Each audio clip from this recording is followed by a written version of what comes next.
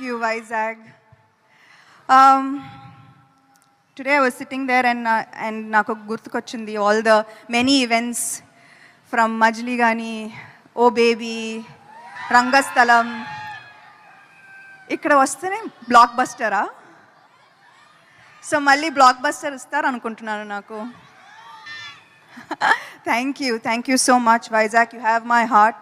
నాకు గుర్తుంది చాలా రోజులు ముందు ఏమాయ చేసావే తర్వాత నాకు ఐ డి నాట్ నో ఈ సినిమా హిట్టా, జనాలకి నచ్చిందా,